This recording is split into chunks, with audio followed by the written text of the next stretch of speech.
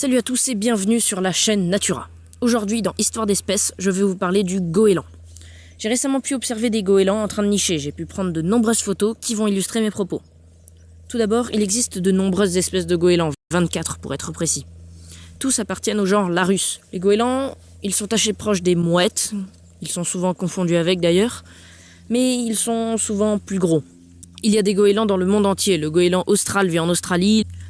Le goéland d'Orlog, quant à lui, vit sur les côtes d'Amérique du Sud. Il y a des goélands qui vivent en Arctique, qui vivent en Arménie. Mais il y en a aussi et surtout en France. Une dizaine d'espèces vivent en métropole. Le plus connu, c'est le goéland argenté, qui est présent sur toute notre côte atlantique. Mais moi, j'ai observé un autre goéland, le goéland leucophée, qui niche surtout en Méditerranée. Avant de ne parler que du leucophée, je vais évoquer les points communs à tous les goélands, et vous avez pu le remarquer, il y en a beaucoup.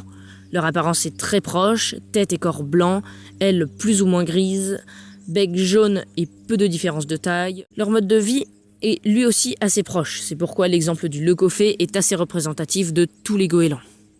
Alors, que mange un goéland? Eh bien, un peu de tout. Les poissons, coquillages, oiseaux et mammifères, qu'ils soient vivants ou morts. Sur l'île où je les ai observés, ils ont tué tous les lapins, si bien que l'île, qui s'appelait avant l'île aux lapins, est devenue l'île aux oiseaux, car plus de lapins. Les goélands mangent aussi des végétaux, algues et autres détritus produits par l'homme. Je vais maintenant vous décrire la reproduction des goélands, illustrée avec les photos que j'ai prises dans la colonie de leucophée.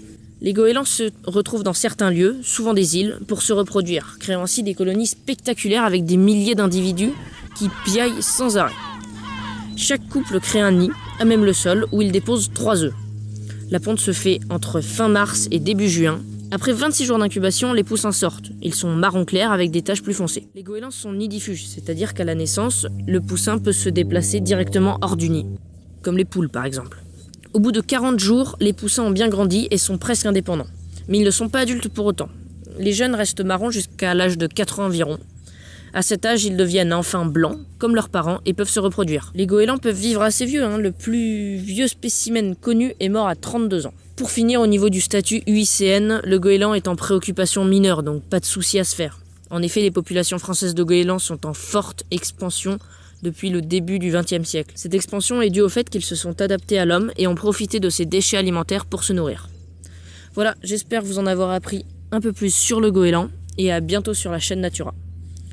Vous faites un like sur la vidéo si elle t'a plu, serez la bienvenue. Salut!